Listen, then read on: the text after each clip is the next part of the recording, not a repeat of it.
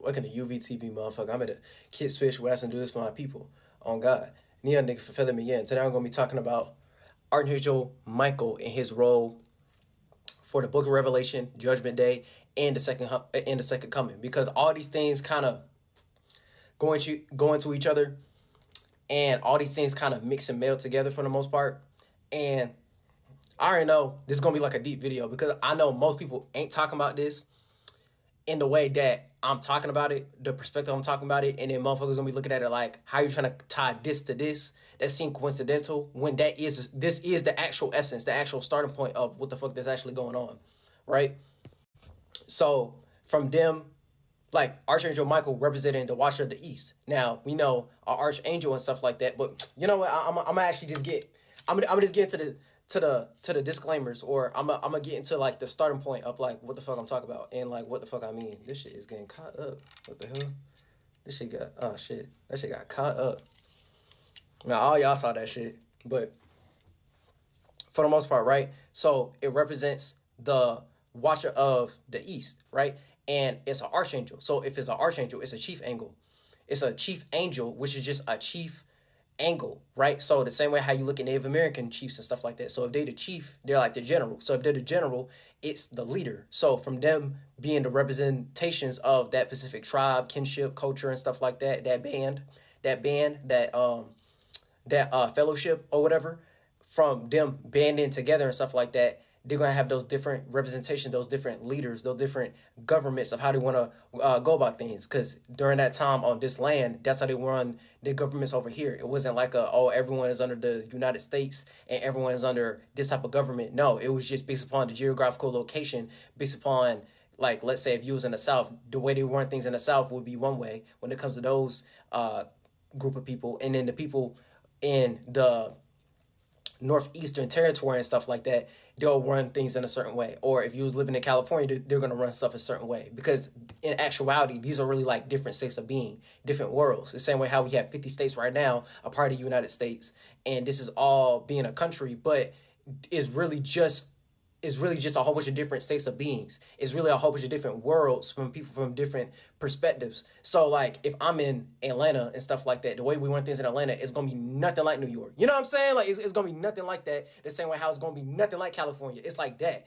But they's trying to combine and meld these things together to make it what we have today based upon the United States, based upon them taking over and stuff. And keep in mind, I'm not hating, I'm just explaining history so you can understand the starting point of what the fuck I'm talking about. So the way how they ran Native American things, or the actual essence of this land, based upon how the wind was blowing, the atmosphere in the motherland, how they took care of it and stuff like that, based upon nature, like the natural nature of how to conduct the land, it was more based upon them having different worldviews or perspectives and different governments that would self-proclaim how they want to run shit. That's like in New York, it will run in a more dictatorship, or in Atlanta and stuff like that, they'll run it more democratically and stuff like that. It was more based upon the land, mass, ecosystem, and environment that the people who cultivated around that land prefer to do it. Like everyone who's around in that area, they just prefer it to do it in that specific way because that's what works in that geographical location and stuff like that. You know what I'm saying? It was more like free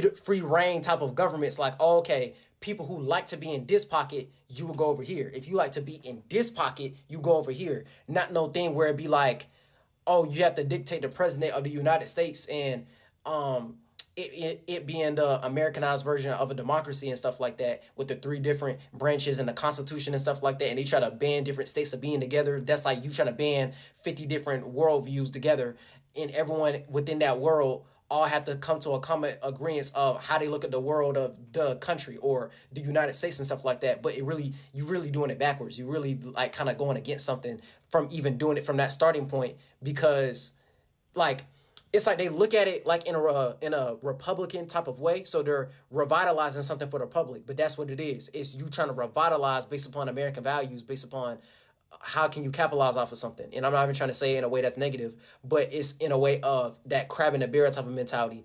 And not everyone think capitalistic, especially in America. You know what I'm saying? Because y'all made everything like a mental pot.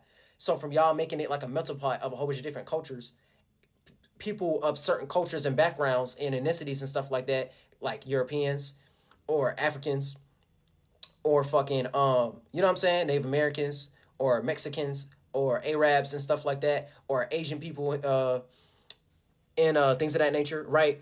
Everyone's gonna have their own little piece and perspective within that melting pot, and not everyone wants to run the country or run things on this land in that particular same way for the most part. So that's why they'll weigh the options when it comes to voting. That's why they'll weigh the options of, oh, you have to pick this or that. Oh, this evil over the lesser evil type of thing. You know what I'm saying? Like they think in a dichotomy type of way, like, oh, this or that, not this. Like it's like they think more dichotomy like instead of it like a mechanism and a process. Like I be saying a lot in my videos. It's not like a this or that type thing. It's this becoming that. It's not black and white. It's white becoming black. You get what I'm saying? And then in the middle is that gray area. But you get what I'm trying to say. So when you try to look at it based upon a dichotomy, it's really like an ultimatum. They think more in like an ultimatum type of way when that's never gonna help nothing. And then if you go against the ultimatum, then it turns into martial law: get down or lay down, join or die. You know what I'm saying? Like it's like them trying to play God and them trying to be degenerate. That's just on an extreme scale. I had to make that as an example, but that's like that on a extreme scale. But just in general, overall, right? When it comes to, yeah, like the archangels and stuff like that, it's like the chief angels. So they're the heavenly messengers and the spiritual warriors. So they're the messengers of God, of heaven. And heaven is just the home or the abode of God. God is just all possibilities, all of creation, all of existence, just like the universe. So it's universal. So if it's a part of creation, if it's not necessarily creation, but if it's part of existence, if there's a state of being of something like that flowing around, then there is something like that, all the way down to mythical type of things. Because y'all look at that as allegorical or metaphorical or as make believe. We take things that are make believe based upon the imagination, and then we make motherfuckers believe in it, and it go no further than that. So if there wasn't something like that, then you wouldn't be aware about it. Even if it looked like it's something that's imaginary, there is something like that. We just try to make it real for the most part. You know what I'm saying? This is how we end up discovering different species. This is how we discover different minerals. This is how we discover different new type of gold, new type of talent, new type of resources and stuff like that. You know what I'm saying? Like I'm pretty sure motherfucking in the 1900s and the type of technology we got now, like some Back to the Future type of shit, they'll look at that shit like it's foreign and that's not possible. Yet we made it possible. So it's the same. It's the same thing. It's just y'all utilize that based upon the external world and technology. But even back then, when they utilized technology and stuff like that, they didn't think technology was gonna be able to go that far. But we was able to use our imagination to make it go that far. So you get what I'm trying to say?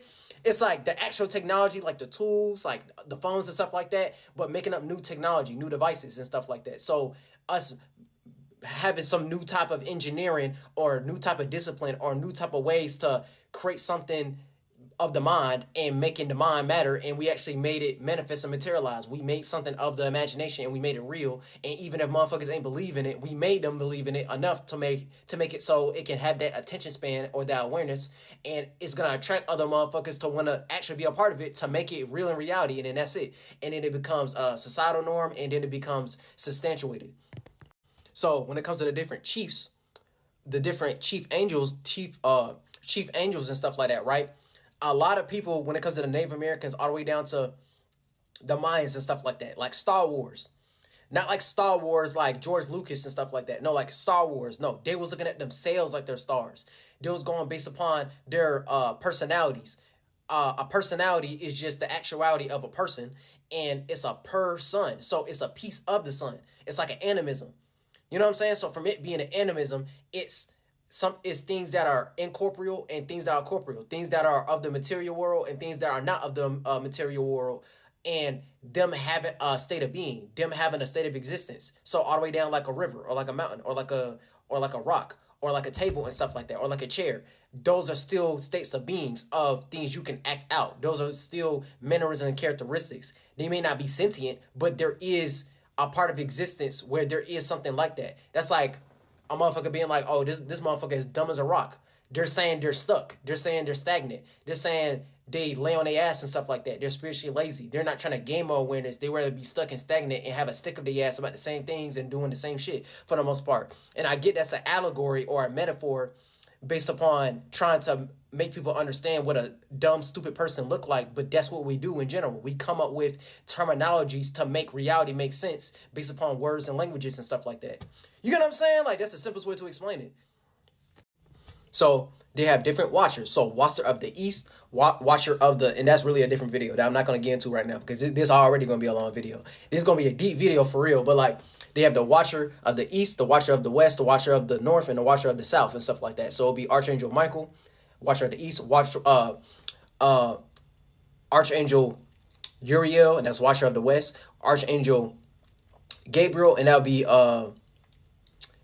goddamn watcher of the south, and then Archangel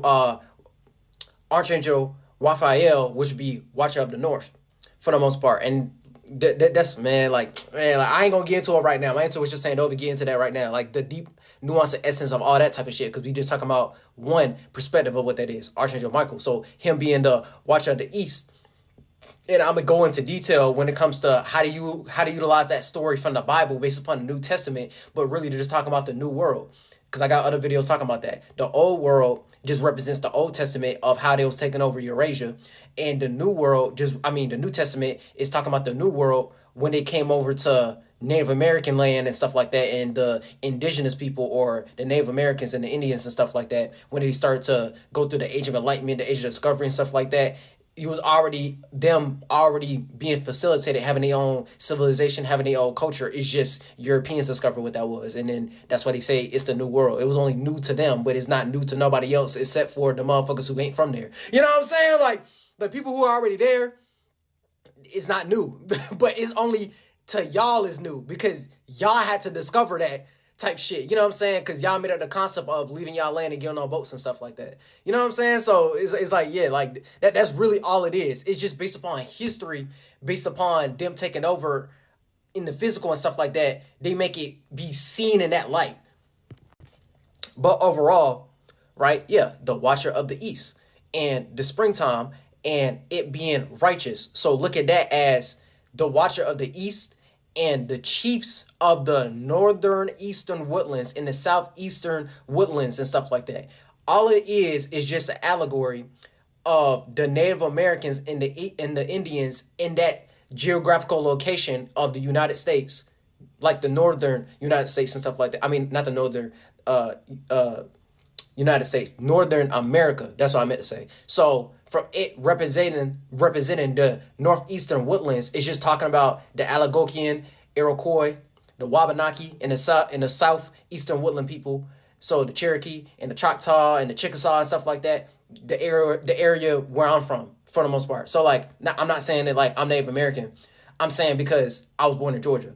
So it's talking about people like the natives who's around in Georgia and the, you know what I'm saying, Florida, Alabama and stuff like that, Texas and all that type stuff, Virginia, South Carolina and stuff like that. And then the northern eastern woodlands would be like New York and Pennsylvania and New Jersey, Ohio, Michigan and stuff like that. You know what I'm saying? Like the Great Plains, Great Lakes and stuff like that. You know what I'm saying? Like, and then Native American could explain that better. Dolo the Parliament, he could explain that better. But like, you know what I'm saying? Like, I'm not trying to get into that. I'm just making y'all aware, like, yeah, you know what the fuck that is. I'm just explaining, yeah, I know what the fuck that is. You know what I'm saying? I'm letting you know, yeah, I am aware about that. But in general, right, that's what it's talking about. So anything talking about in the Bible when it comes to the New Testament is just talking about the New World. Anything talking about the archangels and stuff like that, it's talking about the different geographical locations where it's talking about those Native American chiefs they was dealing with during that time period when they was trying to take over. And it just made a book out of it in an allegorical type of way. Even though it's talking about some mystical type of things, they have to say in a sentiment based upon some Jewish witchcraft. And then that's it. You know what I'm saying? Like, that's the simplest way to put it. They have to explain it in that sentiment of King James and Jewish witchcraft. And yeah, like, they have to make it in a commodified type of way. So you look at it in an Abrahamic God type of sense, because it's based upon the Abrahamic religions, the Bible and the Quran and the Jewish Bible. So it dealing with Judaism and Christianity and something that's Islamic and stuff like that. So you can look at it in an Abrahamic type of way, and you can look at it in a monolithic monotheism type of way, which is just a monoculture. They're just trying to make a monoculture. So from them trying to make a monoculture, and in that specific form, when it comes to religion, that's all that is. So they want you to think into that mind frame, and this is why motherfuckers get confused when it comes to people who are religious and people who are spiritual. People who are religious is just you are in the spirit of something they created, and then that's it. They, as in like the government and the people who took over the land and made that a legion of people to study. So a religion is just a real legion. So it's them revitalizing and remaking a legion of people who was in a spiritual space, and then that's it. So it's them trying to cosplay culture in some way, shape, or form and capitalizing off of it based upon their understanding of whatever spiritual practices they was practicing for the most part. It's just in this context, it was just whatever the Native Americans was doing and trying to understand what the fuck they was talking about, and anything dealing with Archangel Michael, they're just talking about the northern eastern woodland Native Americans and the southeastern woodland Native Americans they was dealing with at that time, and the chiefs they was interacting with in the spiritual things they was talking about, and then they just made some New Testament perspective of how that looked like. So you can look at it from a more Christian monotheism, monolithic point of view. So it feeds more into the Abrahamic God. So Abraham was just a father of a multitude. It's just the idea they made up of taking over other people's land, and then that's the simplest way to put it. You know what I'm saying? Like that's the simplest way to put it. Like when they started coming up with that idea of the father of a nation, Abraham, father of a multitude. When they started making the 13 colonies and stuff like that, father of a nation. The way they started to do when they started taking over here, and they started going against Great Britain and them trying to gain independence from Britain. I mean Europe and Great Britain just in general, and them trying to them trying to get substantiated paperwork wise when it comes to the Constitution and the government over here, and then that's it. That's really it. So now that we got that all the way, because all that was just really like disclaimers, it's like a build-up. So now that I got all that out the way, now when you read about Archangel Michael in the New Testament and it talking about the book of Revelations and the Judgment Day and the second coming and stuff like that, now it start making more sense when you read it in that context. So it's kind of like it's a very allegorical book, and it's about history, but not like history like some before Christ or before the common era, the way they try to utilize it and stuff like that, right? Some things that happened 2,000 years ago. No, it's shit that actually happened, but it's like a story told version of what it is. It's like a make-believe version. So it's like it's shit they actually wrote down and experienced, and shit that actually happened, but they explaining it like it's like the Odyssey or something. You know what I'm saying? Like no, like for real though, because that movie just came out. It's like them explaining it like how the Odyssey is, but it's not something that actually happened, but they're just explaining it in a fictional make-believe story type of way to make it seem like it's more than what it is, but it's a cold-ass story though. So it's like, it's some spiritual things or like lessons, creative things you can get out of it from it being super allegorical like that, but it's the same thing they utilize to indoctrinate y'all at the same time though, from y'all believing into that story, because y'all look at that as like some...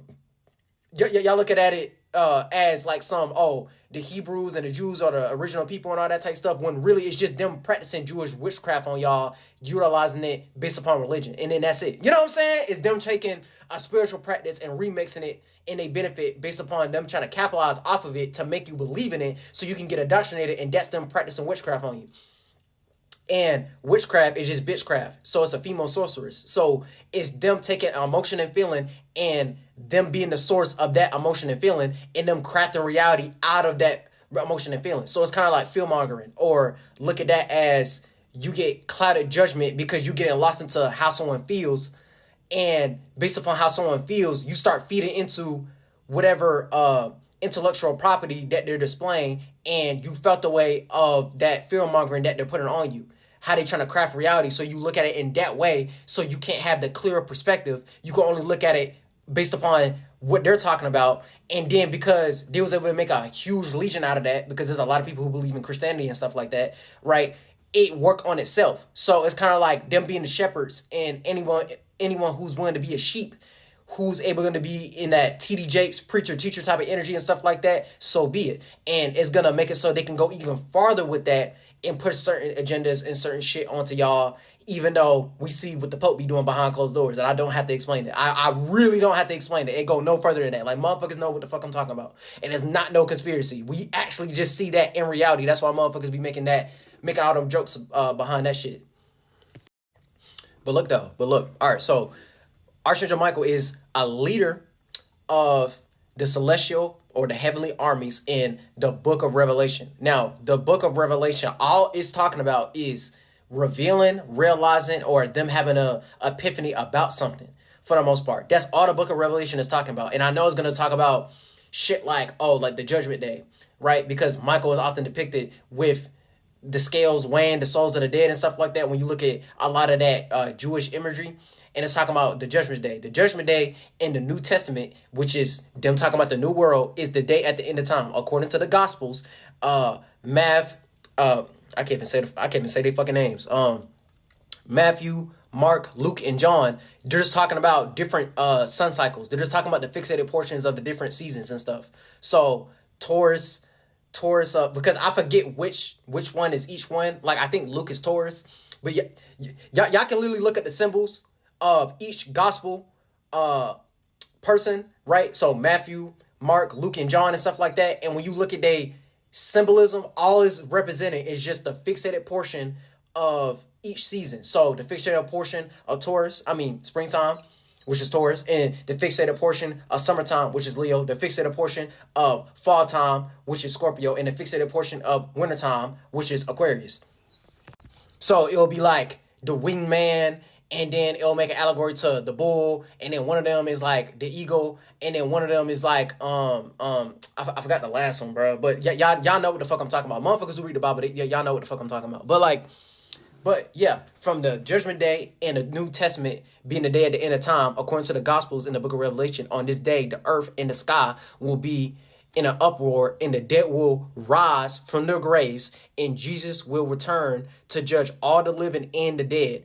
And judging their conduct, he will consider the deeds people do to each each other, both good and bad, as if they had been done to him, which relates to the second coming, the return of Jesus. And that's when they make holidays, aka holy days, and try to capitalize off the second coming of Jesus, which is just Easter Sunday and all that type stuff. So the return of Jesus, which is prophesied in the New Testament, to judge the living and the dead and bring about the final triumph of good over evil. So all that, right? When they're talking about the sky will be an uproar, the dead will rise from the graves, and Jesus will return to judge all the living and the dead. All they're talking about is the sun cycle, the sun transitions. Anytime they talking about Jesus, that's why the sun be behind them and stuff like that. It's just they want to make it look like some white bearded man or whatever, even though they're talking about, you know what I'm saying, him being in Israel and Palestine and stuff like that. And I'm not even trying to go all deep into that and stuff like that, because motherfuckers start getting confused when it comes to what's going on in Palestine and fucking Hamas and the war, like, type of shit that's going on right now and all that type stuff. Even though, like, all of it add into each other, right? But anytime you start seeing Jesus with the sun behind him, it's just talking about the sun transitions. Just replace the word Jesus with the sun transitions. And then anybody who's a Jesuit trying to play out those characteristics is them trying to be New Age astrologers and stuff like that. That's why they have a lot of astrological type of shit in the Bible, like them talk about Mazzaroth and stuff like that. And like I was saying before, with the Matthew, Mark, Luke, and John comparison and stuff like that. That's why they... Because it's them paying attention to the sun transition so they can act out these characteristics in reality to make y'all keep getting Jewish witchcraft practice on y'all and stuff, and don't look at it any other way. So it's them. Yeah, the return of Jesus is just talking about the sun transitions. That's why it's always some 12 thing, like the 12 houses or the 12 disciples and stuff like that, or the 12 tribes of Israel or whatever the fuck. You know what I'm saying? Like it's them talking about the sun going through different sun transitions. So when it's talking about the living and the dead, it's talking about spring and summer, which would be the living, and the dead will be like fall and winter, when things start to deteriorate, die, decay, and become inactive and cold, dead, and distant for the most part. So when it's talking about Archangel Michael weighing the scales, weighing the souls of the dead and the living and stuff like that in the resurrection, Jesus resurrecting is just talking about the springtime and stuff like that, because during the wintertime things become super cold, dead, distant, and frozen cold, and inactive. And during the springtime, that's when things start to warm up and seeds starts to get planted and bees start to pollinate. And from us going through pollination and things getting germinated again, and the trees start coming back to life again, and the leaves start gaining that green color again and stuff like that, and then motherfuckers got to start mowing the grass again, all that type stuff. All of that is just an allegory for what the sun is doing during that pocket, during that time period. Oh, the sun is starting to warm things up to make it so everything start to bloom again, and things ain't as snowy or cold, dead, and distant, and frozen, and stuck. And things start to become sentient or lively again. Things are starting to be created again. So that's the time to be creative or start to create something new, because you're springing something off. So if you're springing something off, you're starting to create something new in general. So it's like a reborn, revival, you being reincarnated, whatever the fuck you want to call it, fucking reawakened. Like, that's the time to do it during the springtime, because that's when something's starting to spring off. So that's the new energy you have to be in. That's why that's why the first thing that starts everything off is Aries, and then it go into Taurus, and then it go into Gemini. So cardinal, initiating, fixated, it being fixed on its own way of how to go about it, and then mutable, it being mutable, adaptable, changeable, adjustable, it spreading out, it becoming open. And that's the natural mechanism of what's going on during the springtime. And then before that happens, it's the goddamn mutable portion of wintertime. So during the mutable portion of wintertime, that's when that starts to happen. And that's why when it comes to Easter Sunday and the holidays and stuff like that, they do it during that time period. Like all that shit, they be doing that shit on purpose. So it's like, yeah. So that's why when it comes to that's why when it comes to Easter Sunday and stuff like that, it always be like a couple weeks after spring just started, after Aries season just started and stuff like that. Like, they be doing that on purpose, all the way down to the Passover and that type of holy day and holiday and stuff like that. It's just them showing the seasonal transition and them capitalizing off of that time period. But it's just for what they did for the Jews and stuff like that. Just look at that as a Pacific lineage of white people. Just look at it like that, a Pacific lineage of Europeans. That's all they're talking about. So like, that's how they get theirs, from y'all buying into it, just in general. So when it comes to Archangel Michael, it represents who is like God, not God like a deity, because they make y'all look at God like a deity and idol worship, because they was paying attention to the different deities that Native Americans was worshiping, but it wasn't them worshiping deities. It was just them giving praise to certain mentalities, or them making up their own make-believe mythology and stuff like that. That's why there's a whole bunch of different mythology when it comes to a lot of Native American practices and traditions and customs,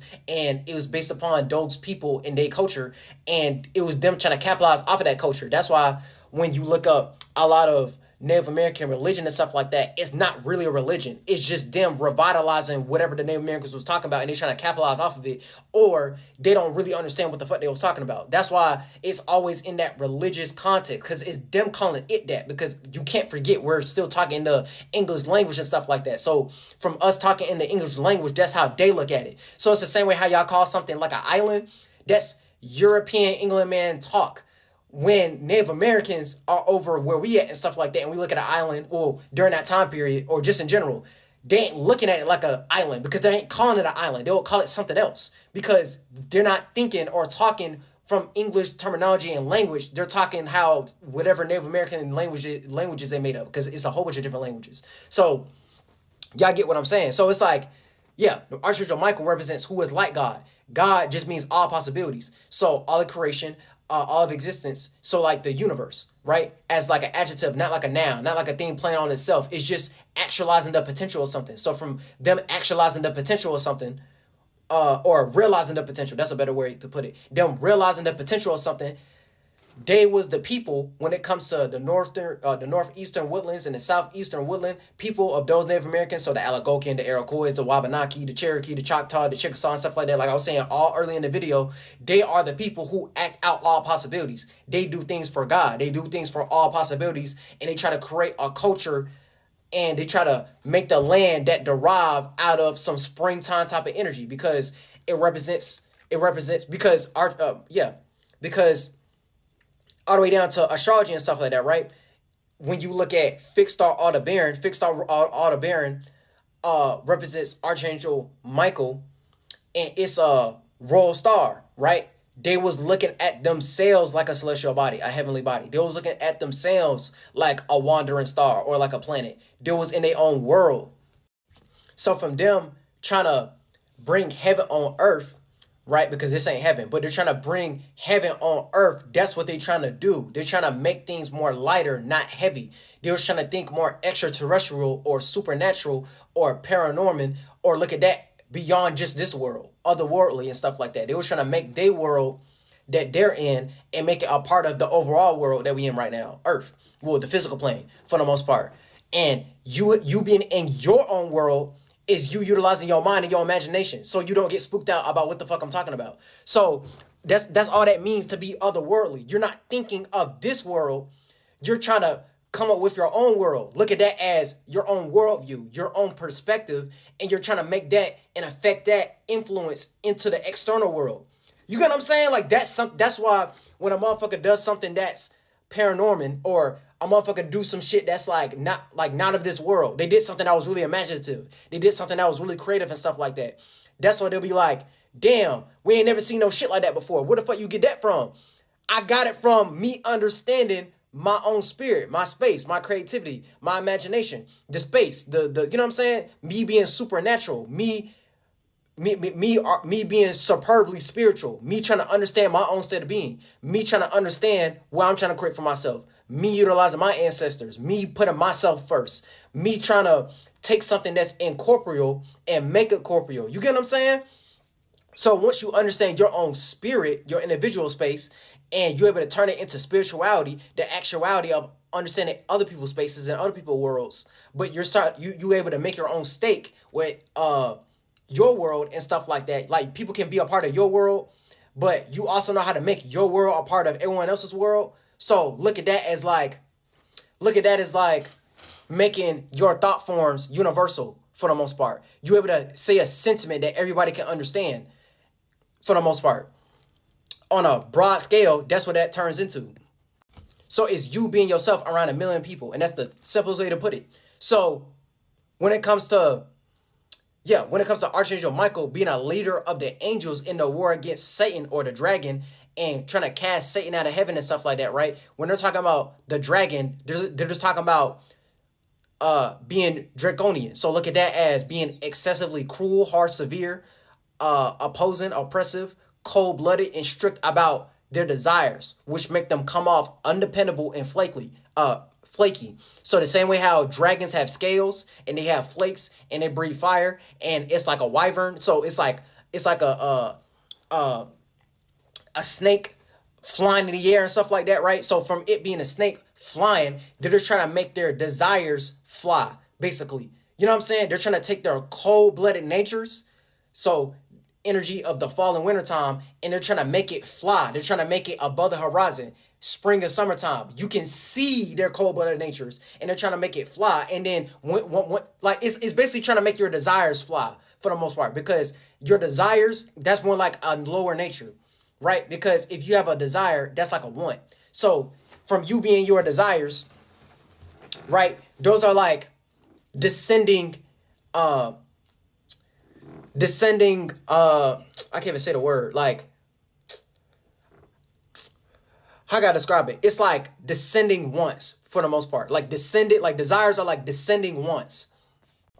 So look at it like descending goals for the most part. So from it being like a goal that's like descending, it means you have to fall from grace. So it's like manifesting, materializing. You have to fall from grace, and you have to take it away from your personal outlook of how to look at something and try to go to distant with it. But the more you go to distant with it, it take away that personal gratification you get it, because now everyone else is a part of it. So the more you get tempted by desire, because they be talking about this with the Adam and Eve story and stuff like that, right? The snake tempted Eve. Adam and Eve's is just thoughts and feelings. Men would be like thoughts and ideas. Women would be like feelings and emotions. And the snake would be like the feelings and emotions getting tempted. So from falling into temptation or falling into sin, that's what a desire is. It's like falling into temptation. So the same way how things start to fall during the autumn time, that's what that is. So it's kind of like descending natures. So from you trying to accomplish your desires, right, and you fall into sin, it's just you taking your desires and you turning it into a shape and form. But as spirits, because spirits are no shape and form, they like to emanate. So they like to create shape and forms that they can experience, and it can become materialized because they're trying to you know what I'm saying? It's like a release system. They're trying to let those things go, and they're trying to actually experience. They want to become the flesh. So that's why when you have certain thoughts and ideas, sometimes based upon the state of being that you in, the space that you in, if you listen to a lot of demonic ass spirits, look at that as harmful type of spirits, or spirits that make you do self-sabotaging type of things that are counterproductive, right, that go against your natural natures. That's all that means. So when you start thinking about hell and like Satan, it's just talking about lower natures. So astrology wise, that'll be like anything below the horizon. So like Libra to Pisces and stuff like that. So when things start to get distant, so it's talking about the nether regions. So if it's below the horizon or the underworld and stuff like that, I'm just using a whole bunch of allegories to make it make sense. It's just talking about if you pay attention to your lower desires too much and you don't try to turn them into higher desires, or get out of temptation all the time, or getting out of a bias, or getting out of a dichotomy and stuff like that, and you learn how to let those things go, you can keep on being more productive instead of holding on to them so hard. So when it comes to them fighting the dragon, they're trying to fight their lower natures. So the whole thing itself is just talking about an allegory. So it's them trying to fight their lower natures, and the angels are just the higher angles. So from it being a higher angle, they're not trying to plant some low-hanging fruit seed or whatever. So look at that as something that's temporary or monetary. They want high-hanging fruit, something that's everlasting and eternal, like the spirit. So the angels or the angles, or the devil and angel on your shoulder and stuff like that, if you listen to things that are more angelic, it's going to come off more pure and stuff like that. So it's something that you genuinely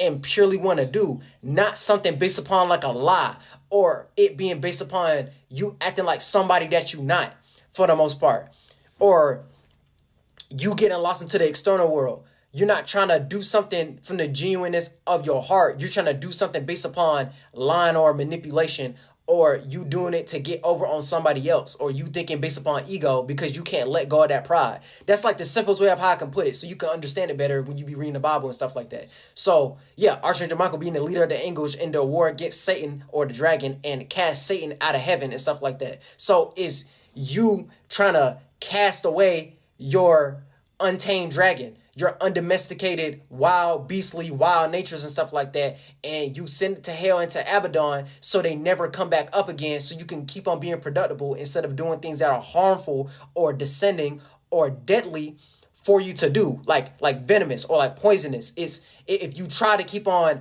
feeding into that ego or feed into that dichotomy and stuff like that, is only going to cause your self-destruction. And that's when it leads to things like when people talk about ego death, even though your ego don't really die, it's just in general, you have to understand the mechanism in the transition. Sometimes you have to let go of that pride.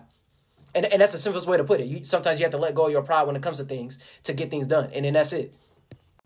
So anything talking about like the Judgment Day, where we're going to go through the end of times and the book of Revelation and stuff like that, for one, they're just talking about themselves. It's not like no thing where it's like some apocalyptic type of circumstance where it's like the end of time and stuff like that. No, it's just talking about like fall and winter time and stuff like that. When things are cold, dead, and distant, decaying, snowy, winter time, it getting stopped up.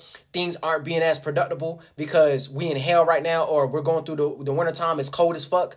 It's cold blooded. And then now things are starting to get warm blooded again. It's starting to get heated up again, getting enticing again, getting enthusiastic and excitable and expressive again. That's the simplest way of how to put it. So you going through a internal spring and summertime. You want to shine your light instead of trying to dim your light, or your light being eclipsed or something like that. or it being below the horizon, or in the dark, or it being unnoticed or unseen. So it's just talking about the mechanism of what the sun is doing. They just utilize it based upon Jesus Christ and stuff like that, and him performing miracles and stuff like that, and him being crucified and all that type of stuff. That's all it's talking about. It's super allegorical, but that's really what they're saying. So that's how all those different things add on together. So it's not no thing where they're talking about like the end times. It's just talking about what happens during the fall and winter time on an overall perspective, but how that happens internally too. So in general, to make that simple, that's why it's good to let things go. That's why it's good to like, no, you need to go through that end time. No, you have to let that thing die off so you can go through a rebirth or be reawakened and creative and come up with another idea, and then you go to distant with that until that starts to die off and stuff like that, and then you create up, and then you end up creating another idea, and then that's it. You know what I'm saying? Like it's kind of like you holding on to a bias too long type shit. It's like you holding on to an ego of how you want to express yourself, but that's a spectrum. You know what I'm saying? Like it's like a from you having different charisma and different characteristics and different mannerisms and behaviors and stuff like that, and you having your own personality, your own piece of the sun, right? That's a spectrum. So if you're really dynamic, you can always create a new pocket instead of getting stuck into one way of how to express yourself, because that's like you telling the same joke over and over again. Eventually that shit gonna get old, and then motherfuckers gonna be like, come up with a new joke. So you have to let that shit die off, because that only worked during that time period. It was only currently popping during that time. Now you have to come up with something else, because that's not the current thing no more. We done went past that, and now you have to make something new that people can be a part of, that's enticing and worth getting attention for and worth investing into type shit. You know what I'm saying? So that's all that is, bro. Like, you know what I'm saying? That's all that shit mean. So when it comes to really some of the video, yeah, Archangel Michael is just talking about the northern eastern woodland and southeastern woodland Native Americans and what they was doing during that time period when it comes to their spirituality, their traditions, their customs, and their ways of how to go about life and how they looked at the world and their worldviews.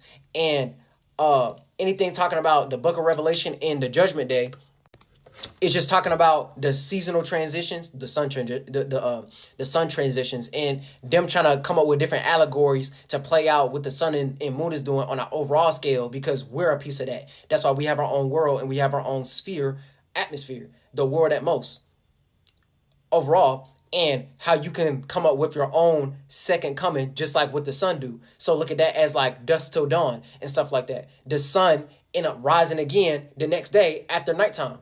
You know what I'm saying? Like, simplest way of how to put that shit is just, it's just utilized in a Jewish witchcraft type of way, so you can only look at it in a Jewish sentiment. So the minute they start talking about the second coming and Jesus gonna come back and all that type stuff, that's all they talking about. Not no thing where some physical man at the sky about to come back and all that type stuff. That's the thing that they utilize as